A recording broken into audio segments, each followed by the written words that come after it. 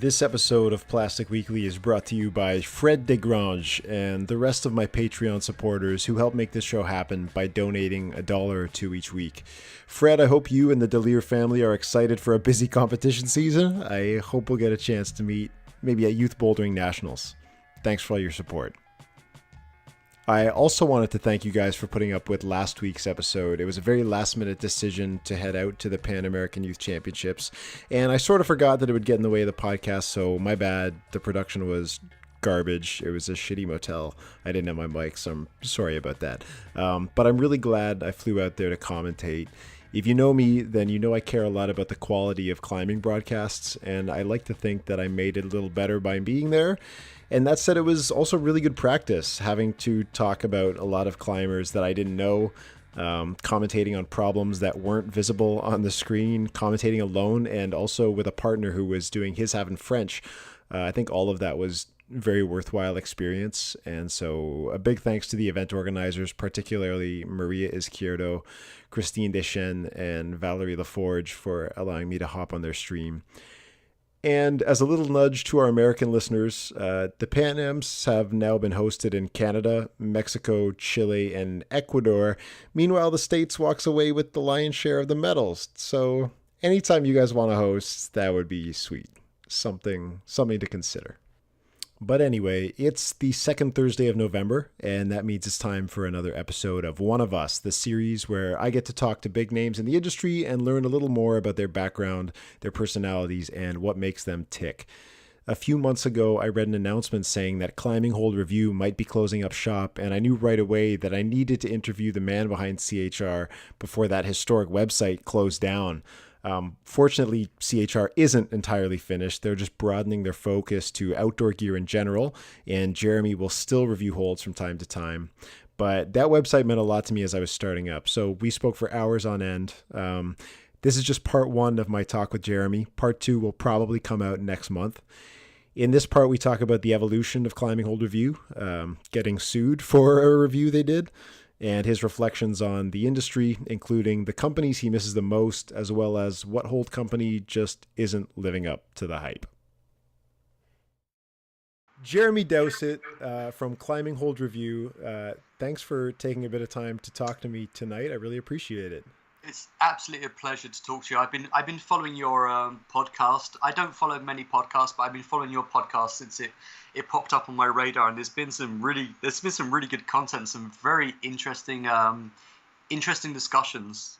Thanks, recently. Man. I'm glad to hear that because when I first started kind of getting into climbing, you guys were putting up a lot of content on YouTube, like filming Tour de Bloc videos and stuff like that, and that's of what I grew up on getting into climbing. So I'm glad I can kind of pay you back for that stuff.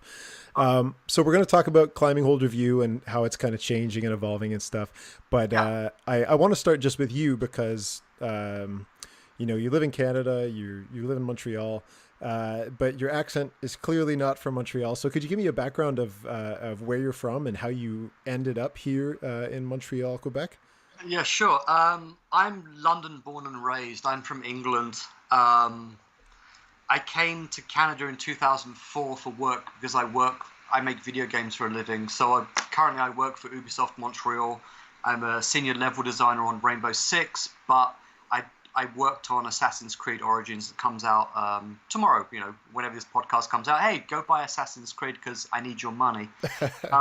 I came here purely because the job market in England was quite bad, and my climbing partner at the time, a guy called Jeff Goslan, was here. It's like, hey, come to Montreal, it's great. So I applied. I got the job.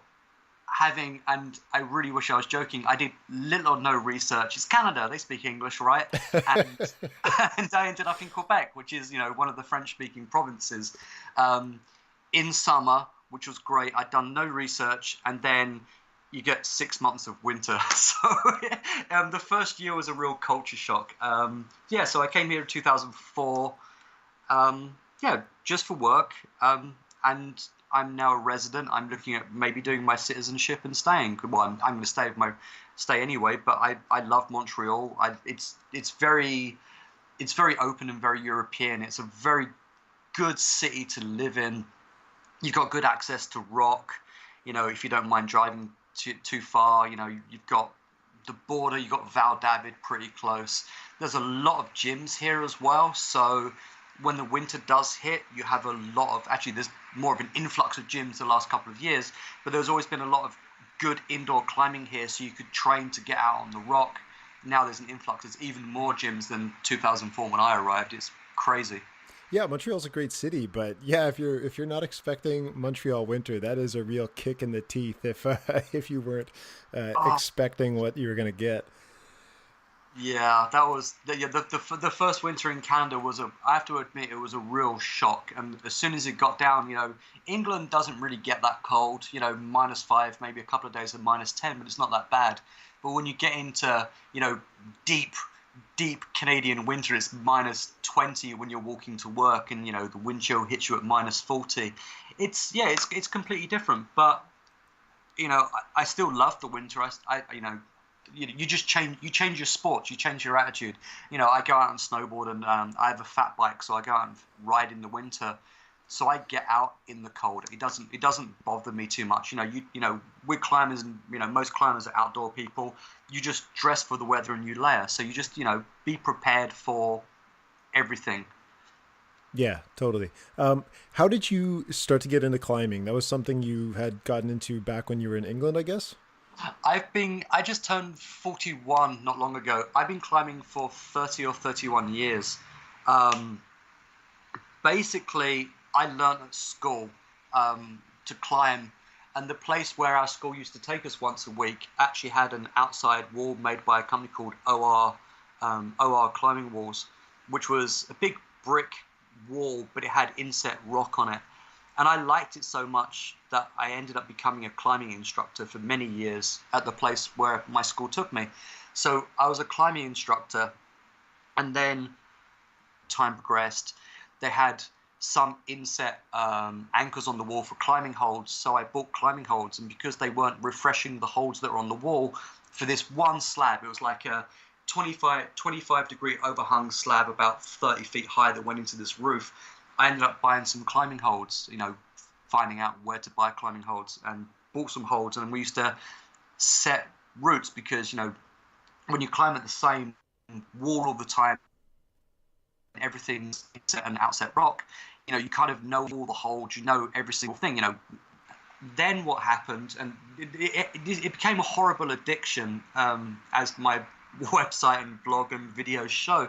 What happened was, we were traveling to walls around London, and much like the Tour de Bloc, there's a thing in England called the Southern Indoor Bouldering League. So I started competing a long, long time ago, and we used to travel around the southeast of England just going to these competitions. And the competitions introduced me to more indoor gyms, and with more indoor gyms showed me more holds and more plastic and more resin. So I was like, okay, but I want to train more. How do I do this? And a guy called Sandy from the Castle Climbing Centre, he was running another wall, and they had this 8 foot wide, 16 foot high campus board that they wanted to get rid of.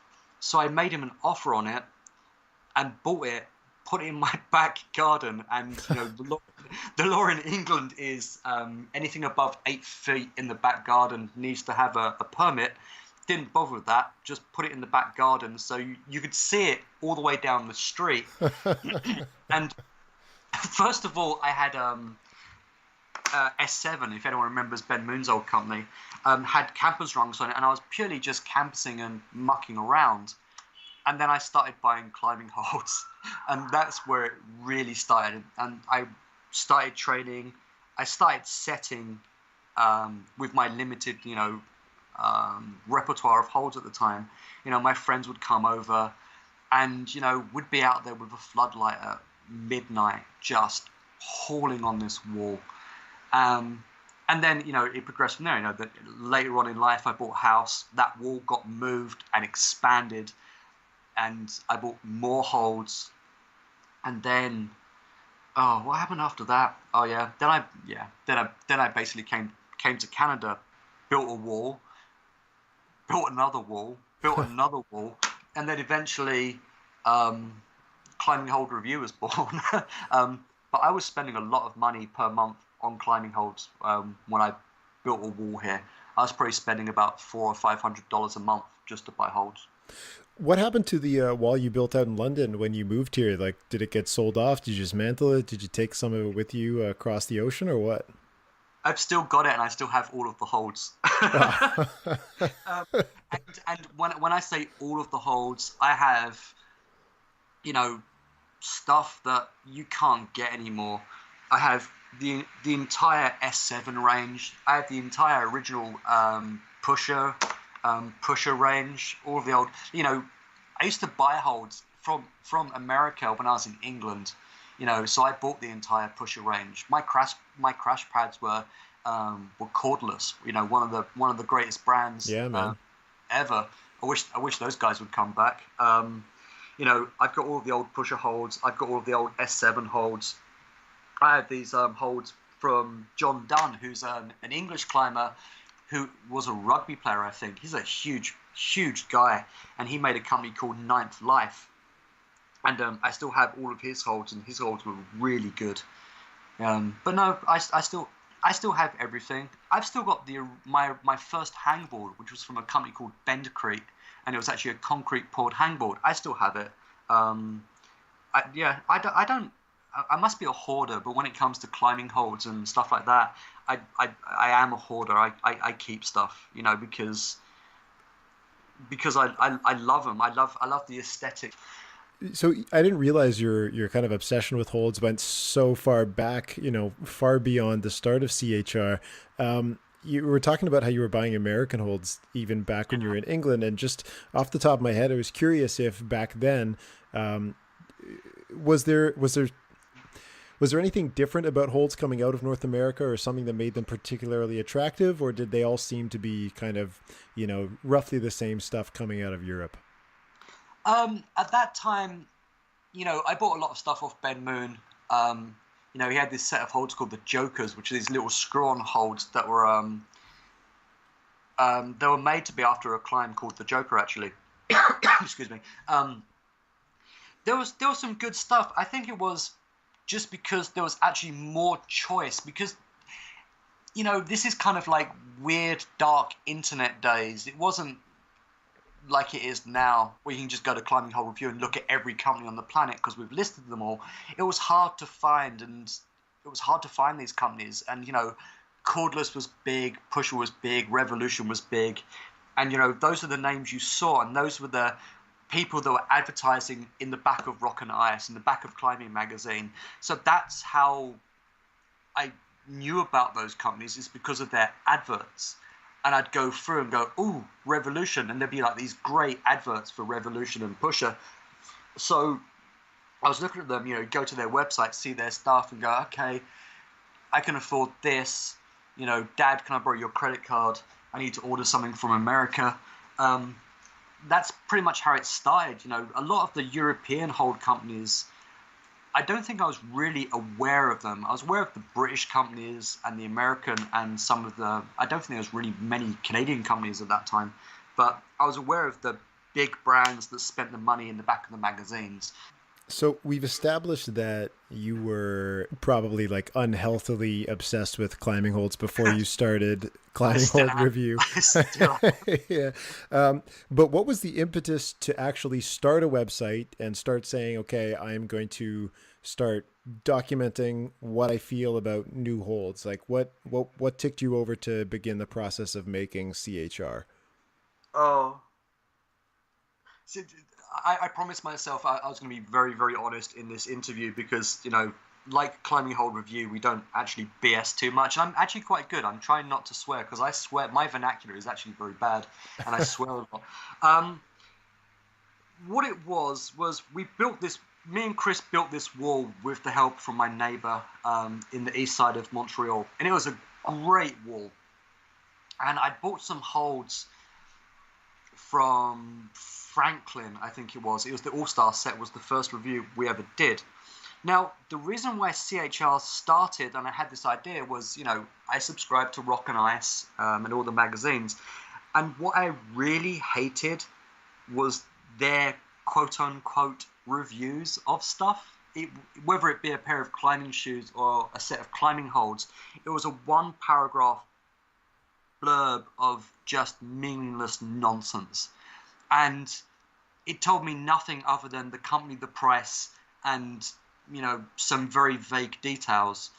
And what I hated was Rock and Ice was taking, my $6.95 or whatever it was, and then when they reviewed a product, it was essentially useless. So me and Chris got drunk, and we were looking at stuff because we were looking at stuff we wanted to buy, and I was like, "Oh, dude, I can do better than that. I've got a video camera and I've got a computer. Like, this is crap. I can do better than that." So I did. The next day, I sat down and I started Climbing Hold Review as a blog. I wrote our first review, which, when you look at it now, the evolution of my writing and the reviews is, night and day. It's ridiculous. We used to try and have scales on, texture and stuff, and, just, like everything, you kind of learn your way. So I did it, and I emailed Franklin with it. I actually emailed Franklin, and they went, "That's amazing. Give us your address and we'll send you a t-shirt."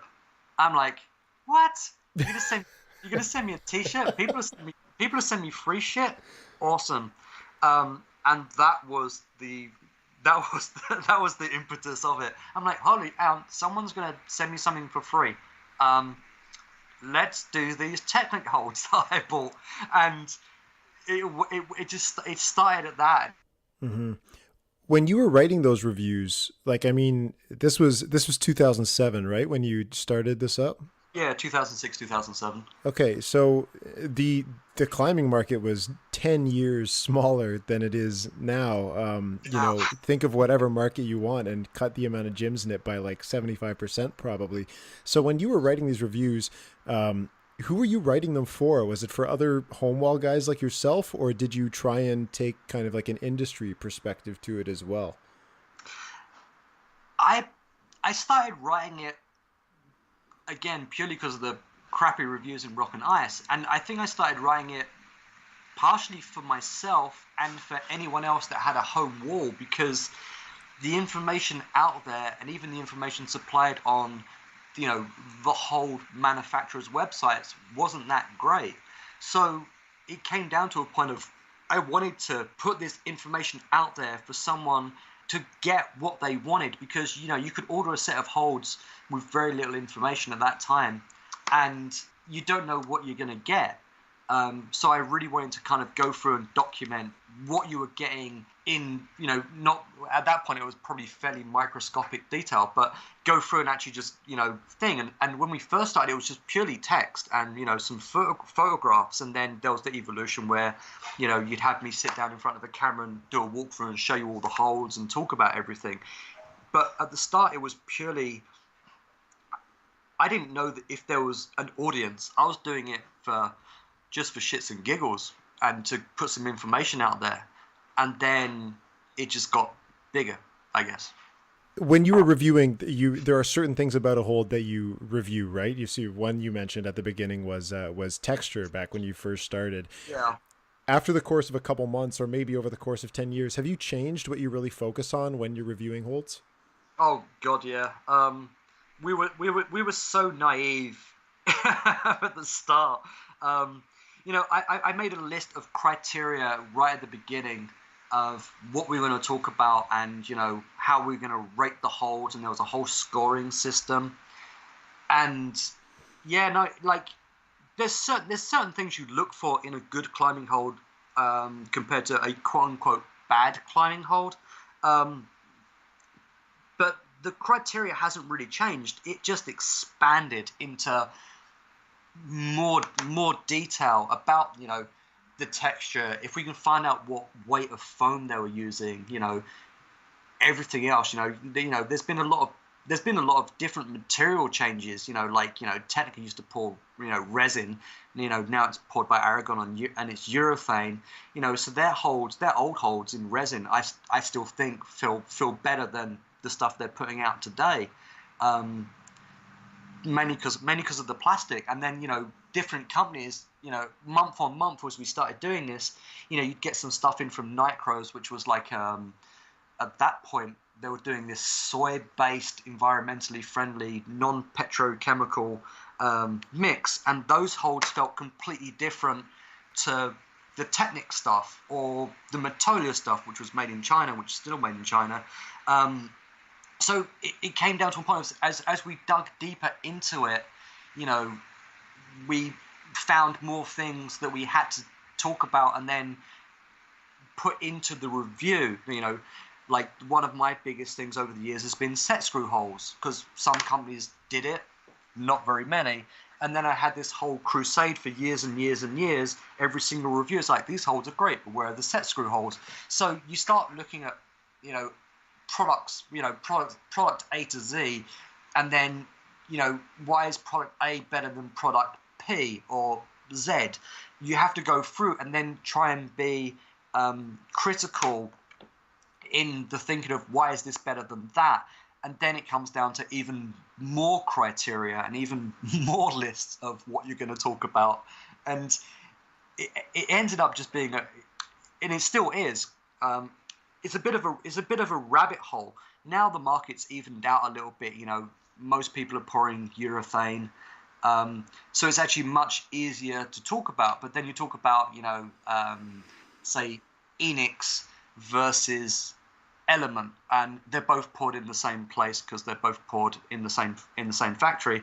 Are they pouring the same plastic? Because some places like Aragon will pour a plastic for one company and a different plastic for another company. So then you're going down into what grade foam did they use? Is this a smooth shape? Is it a comfortable shape? What angle would it work on? Does it have a set screw hole? If it's a hollow back, is it a good hollow back? Is it braced? There's so many little things that go through my brain as soon as I open a packet of climbing holds. The second I open that packet, I'm going through and I'm already like ticking off boxes. How was the site perceived by hold makers and also, I guess, by the readers when you first started up? I think it was actually held as a curiosity. Who's this strange English man talking about climbing holds? And at that point, the only way they knew I was English before we really got into videos was, if they read about me. I think it was perceived as a good and a bad thing. Good because we're talking about climbing holds and no one else was talking about climbing holds. Bad because we don't pull punches, and we never did pull punches, and we never, backed out of a review. We've always been brutally honest. If you send us a crap product, we're going to say it's crap. So it's been a bumpy road because some people love us, some people just think we're a bunch of assholes. Basically, and I could probably name all of the companies that really wish I was dead. What kind of stuff do you have to say for hold makers to want you to be dead? I don't know. Like there's been a couple of instances where I've had a phone call at the middle of the night from a hold company where I've just published a review and they're like, can you take down this review? We've just seen our sales plummet by 50% since it hit the interweb. And my response was no. So anyone who's actually, asked us to try and change a review or remove a review, we've never done it. So there's been a couple of smaller companies that have requested that we remove stuff, and we won't, and we never have, and we've never changed our wording. Sometimes we lessen the impact, or we did lessen the impact of what we were saying because we were being just brutally vicious. Vicious for like not for, but there was a reason behind being vicious, but like it was worded badly, and they're like, hey, can you reword this? And we'd still keep the same meaning to what we wrote, with just lessen the harshness of the language. But that was pretty much our only concession in 10 years was we did that a couple of times, but not much. How has your relationship with climbing holds changed over the years as the market has grown? Um, I don't know if it has changed. I'm still excited. I still every day at some point every day I'm looking at climbing holds on a computer or a mobile device somewhere.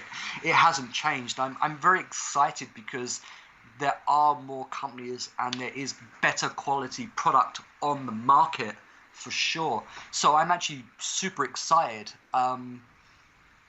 Like I always look, I follow Route Setters Anonymous on Facebook and climbing holds and whatever else, and if I open up my browser here, it pretty much opens up every single climbing hold company in separate tabs, and I go through and I'm always looking for new stuff because I'm still going to do hold reviews, so I'm always looking for something.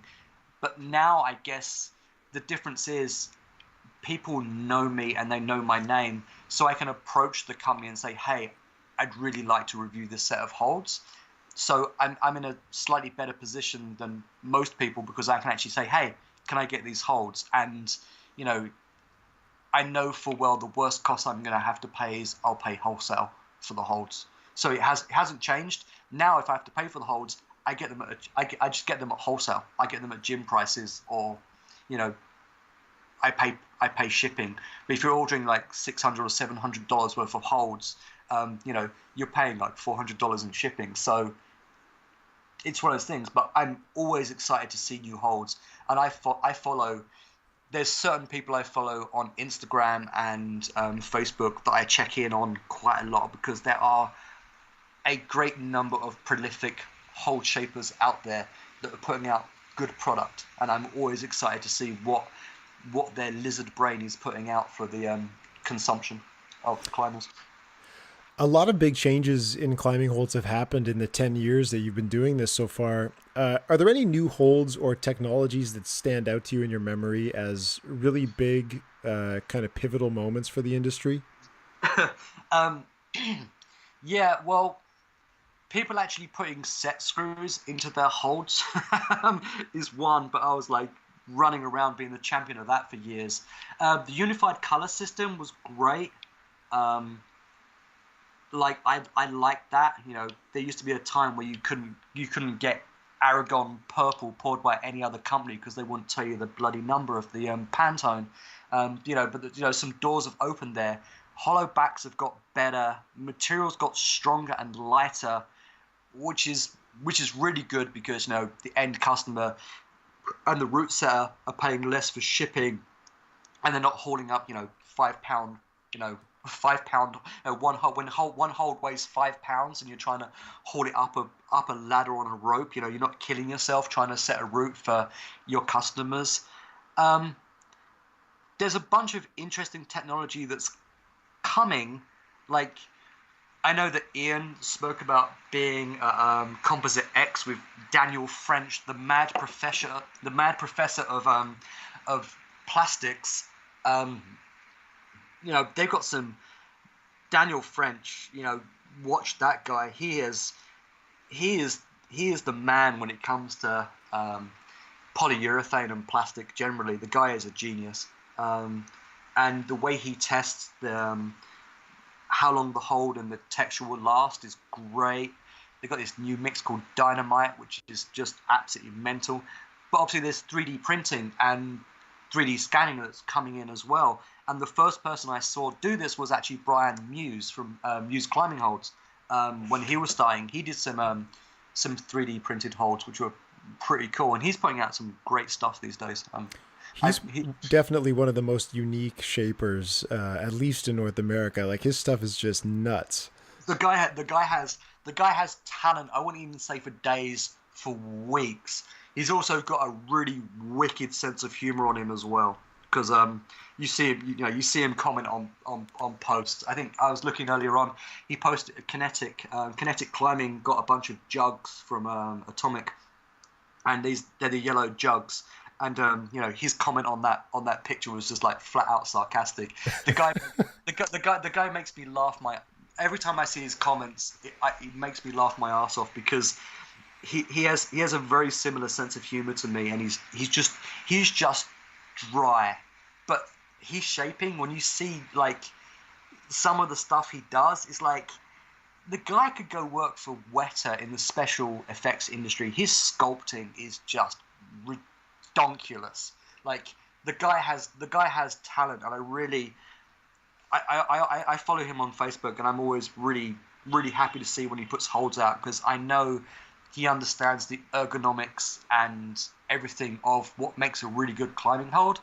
At some point, I'm gonna have to hit him up and actually do a review on his holds, for sure. Yeah, I hope so. I'm glad you mentioned that he's got like a really dry sense of humor, because I've never met him, I've never spoken to him. So when I see some of his comments, I'm almost like biting my fingers, because I'm like, oh shit, that's like a really aggro comment to make. But I'm just Oh, not sure if it's got some humor behind it or not. So I, I assume I, it's for the laughs. Joe's really funny. Is there's a lot of people I know. I can scroll through my phone and phone pretty much every gym in Canada, and I have the personal numbers of most shapers and hold companies in my phone. But there's very few people, even in 10 years, that I've actually met. which, which is, I've been the rep for Atomic Climbing Holds for, oh God, probably about 5 years. I've never met, like Kenny. Kenny's actually from Toronto. I've never met him. I speak to him on the phone quite a lot, but, I've not met many people actually from the industry. People try and get me to go out to the CWA and the Yeah. outdoor retailers, but the problem is I have a day job. This is for them. It's their job is to go to the outdoor retailers. For me, I'm taking time off of work to go and meet these people. And generally outdoor retailers for me, making video games is like a crunch period at some point. So I just can't get away. And I've been threatening for years, and I will get my ass to the CWA at some point and the outdoor retailers, just to actually, shake the hands of the people that make the stuff that I love. But I do talk to a lot of shapers and climbing hole companies quite a lot anyway. You've seen a lot of hold companies come and go. After all of these years, are there any characteristics of a new company that make it more likely for them to go to distance? Like when somebody shows up on the market, do you have a pretty good sense of how they're going to do in the long run just by looking at, how they start up? Um, I'm going to say, well, yes, of course. Like, I can name the companies that have, turned up in the last 5 years, and I can tell you which ones will probably be around, when the apocalypse comes, and which ones won't. But there's people that pour holes in their basement. Um, they're always a 50-50 as to whether or not they're going to run the distance. Then there's companies that go straight to Aragon and just send them the foam, and they skip the whole I'm doing it at home, doing it like like Revolution used to do and Pusher used to do, in a basement, in a basement, pouring holes in a bucket. Um, there's people that have flat out skipped that step, which I find to be a little bit sad, because even though talented, they're talented shapers, I think that part of the struggle for companies should be, getting dirty, pouring the holds, doing it in your dad's garage. Like there's some companies that skip that entirely, which is a shame, because I feel that's an integral part of the climbing hold community, is actually, doing that work. Technic, like Seth from Technic, he got allergic to the materials he was pouring, so they outsourced their thing. That's a good reason to not pour your own holds, apart from the fact it's dirty, dusty, time consuming, and it's a really thankless job when you've got to stand 500 holds. There's companies I know that are gonna stick around. Like there's one company actually from Montreal called Plastic, um, and the guy's pouring holds in his dad's basement, sanding them.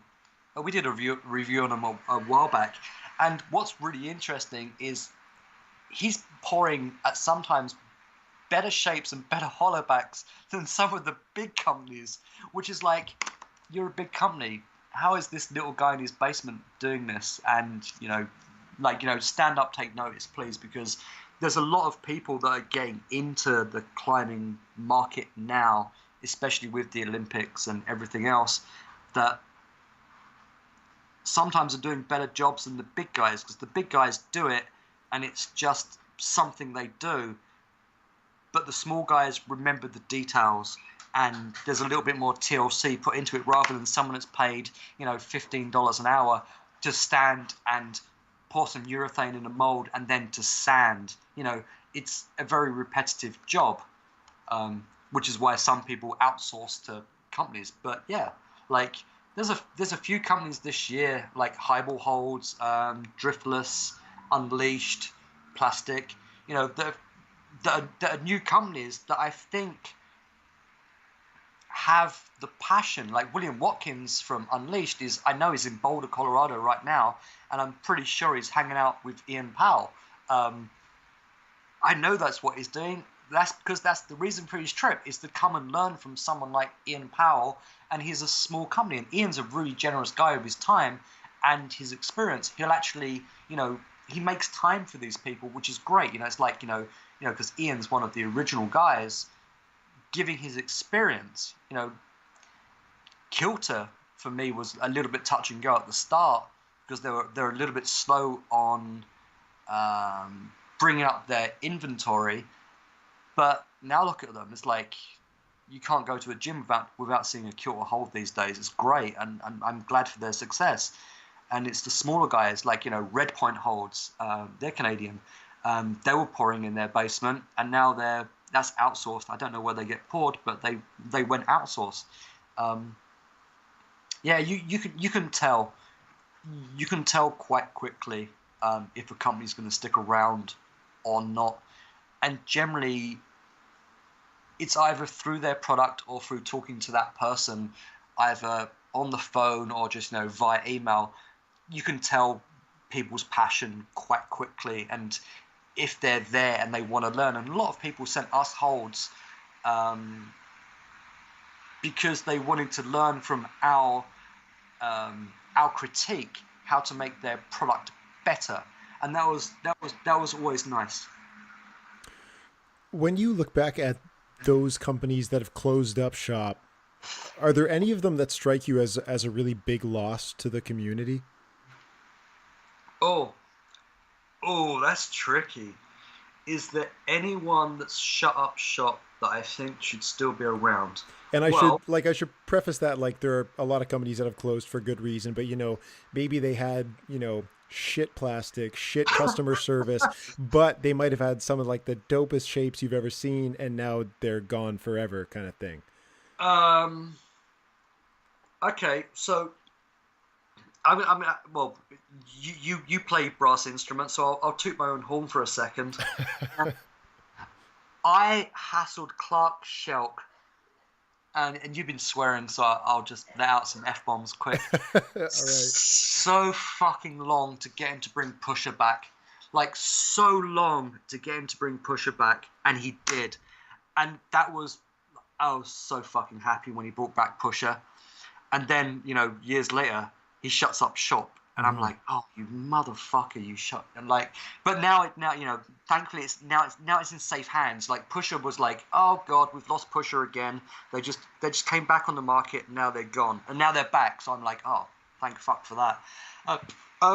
There's one company specifically that I can talk about that I kind of know why they shut, and he was trying to sell the company, and I'm still pissed that it's not around, and that's the DRCC, the Detroit Rock Climbing Company, because they have the best dual texture on the fucking planet, and they're gone.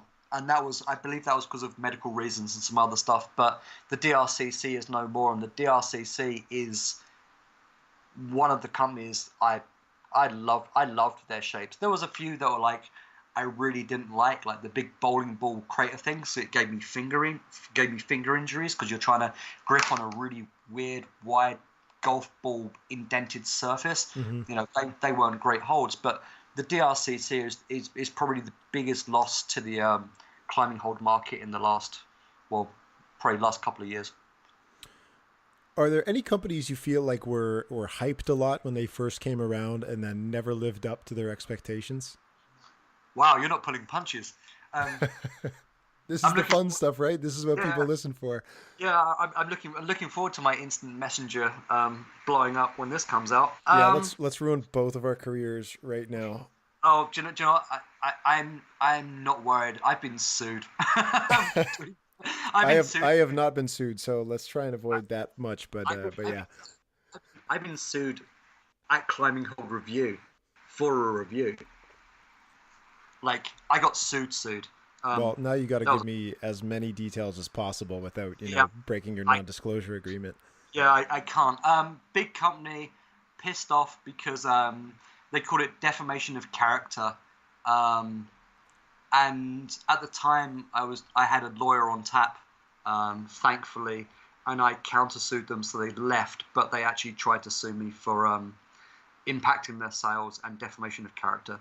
Um, and that was at that point, I put a disclaimer on the bottom of the website, which was never there before, saying these are personal opinions because I didn't have that originally. And then this guy turned up, was like, Jeremy Dowsett, yeah, and you get that envelope, it's like, you've been served. I'm like, what the fuck? Yikes. Yeah, that was fine. It happens. What was the question? Any companies that didn't live up to the hype? Companies that didn't live up to the hype. Ooh, that is, yeah, so ill. Done. Oh yeah, so ill. Now, So Sowell's gone through a lot, like the evolution of their plastic, and now it's being poured by professionals. And of course, the shaping has evolved a lot, probably just based on how Jason Cale has evolved as a shaper.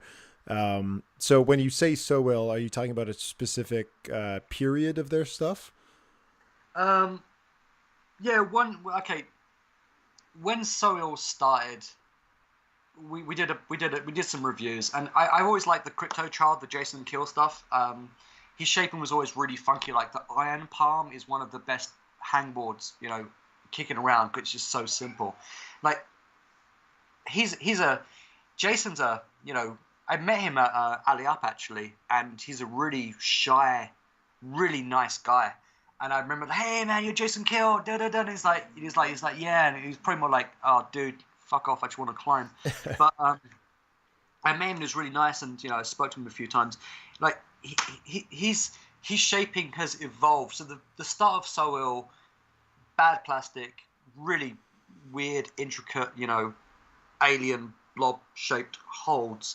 But then again, I haven't really seen it evolve much more than that. It's like, hey, brilliant, you've made a telephone handset or a light bulb or whatever else. And then there was that period of time where they had their own energy drink, and that's when I lost all respect for them.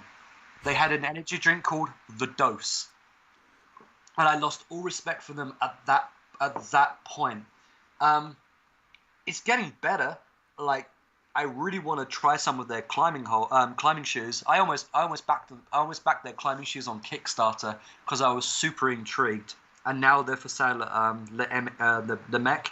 So I lost a lot of respect for them. The reviews were fair to middling, and the holds were fair to middling as well. But I lost a lot of respect when I saw the energy drink. That's for sure. That's interesting because they've also gained a lot of respect for being one of the companies that have established like a really big brand that goes beyond just the climbing holds, right? And I've never even heard of this energy drink thing, so it's clear that didn't work out. But since then, sorry, you can go ahead. The energy drink was very short-lived, and Dave. Is it Dave and Dave? I can't remember. It was Dave and Dan, if I've got that right. Yeah, if I Dave messed and up, Dan, I feel bad. The Dreadlock brothers. those guys are innovators, and they really, yeah, like Soil is a brand. And you've got the crash pads, you've got the clothing, you've got the shoes now, which I think is great. They started out with climbing holds, and I'd want to see them keep pushing climbing holds. But it seems, I don't know if it seems, I don't follow them that much, but the shoes have been a massive thing, and then opening the gym, and the gym looks amazing, like great looking walls and stuff. Like, those guys are businessmen, like flat out entrepreneurs, businessmen, and they do a great job at pushing the brand. The adverts were always kooky. The video segments they did for the holds were, great. Probably spent a lot of money, very well produced, just, awesome stuff. But, they started with climbing holds, and I feel that they've left the thing that started it behind. You don't throw the baby out with the bathwater kind of thing. I really wish that they'd concentrate a bit more on the climbing holds where they started, rather than, hey, check out this nice new pair of leggings, kind of stuff. Cool, man. A question that I added on just kind of midway, and it doesn't really fit into any timeline of this, so I'll have to plug it in somewhere else if it's a good question. I'm curious if your background in game development changes how you think about route setting or the way climbing competitions work or anything like that. I wouldn't say climbing competitions, but yes, working in a 3D environment, building worlds for games, and especially working on Assassin's Creed, does change your perspective on just stuff. Can you set a really interesting route with a set of jugs? Yes, you can if you put your mind to it. You can set a really interesting V4 with a set of really bomber jugs without making huge dinos. So yeah, working in a 3D environment virtually does actually, I think, help to a degree with what I want to do, route setting and everything else. But I'm also a massive consumer of I'm going to call it climbing pornography, but just climbing videos generally. I don't know, it's like you pull influences from everything, but my work, I get to look at a lot of different places in the world and look at different reference all of the time, and I'm always thinking, when I travel to a new country, I'm like, ooh, that building looks climbable, or this looks climbable, or that looks climbable.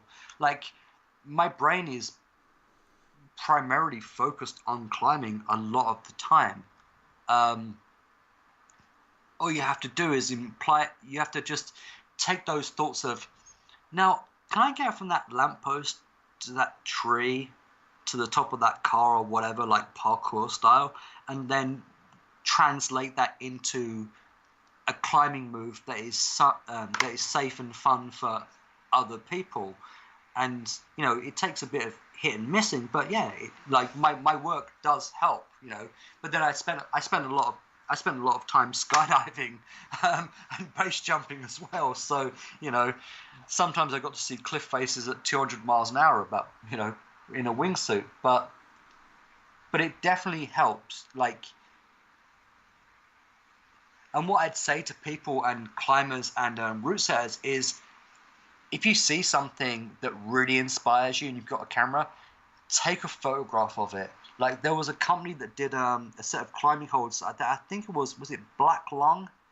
Like, they actually molded from the rock face itself and actually gave you the kind of the spacing between the holds. You could actually recreate the problem indoors.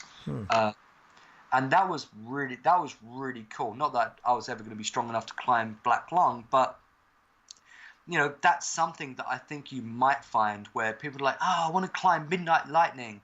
And if you've got a wall that kind of approximates what's it, Midnight Lightning? No, not that. Not yeah, actually no, Midnight Lightning or say like Slash Face. Like something like that. If you've got a wall that approximates it and someone can actually make holds that are close to it, then you could technically simulate outdoor climbing indoor, or you just get in a car and go outdoors. But outdoor climbing indoors, and you could have a boulder problem that is, slash face. Although, 95% of the people aren't going to be able to climb V14.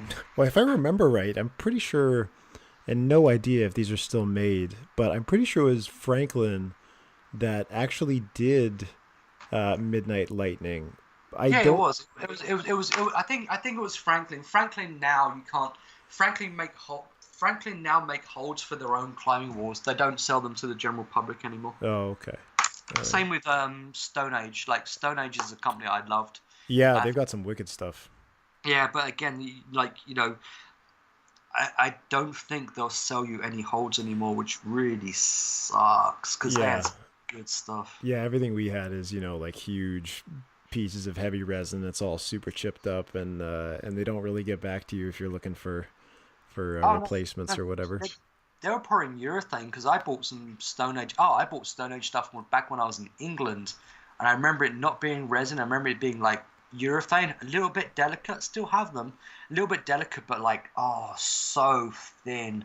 Like the there was the champagne head, the champagne head bolts, and it was like, oh my god, this is like the depth of a bolt head, and it was like so thin. It was delicate. Like if you drop that thing from 5 feet onto like anything hard, it'll crack. Yeah.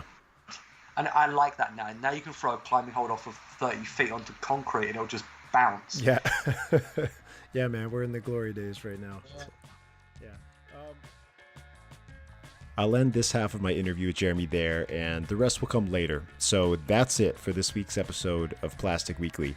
Thanks to Jeremy Dowsett for answering my questions, and thanks to you guys for listening. Plastic Weekly is presented and produced by me, Tyler Norton. If you like this episode, I seriously want you to consider going into your podcast app and just leaving a review. Maybe not even a review, just put in however many stars you think it's worth. I don't think a lot of people realize how much that helps this podcast. It makes it something that gets suggested to other listeners more often. So even if you can't donate $1 or $2 to my Patreon, even if you don't want those stickers, just take a second to tap the stars or leave a couple word review. It means a lot in helping people find this thing. Make sure you visit plasticweekly.com to find footnotes, references, and other bonus content related to our episodes, including links to the historic old CHR blog, which seriously, start at the very beginning, go through all of it, you'll have a blast. But also links to the YouTube channel where you can find all of their video content.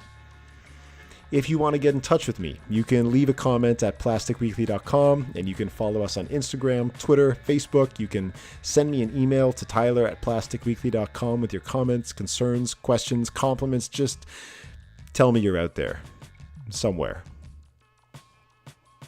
Good luck to everyone competing this weekend, including to Shauna Coxey, who is throwing on a harness and roping up this weekend in Crange. Oh, damn. I'll be thinking about you. Talk to you next week.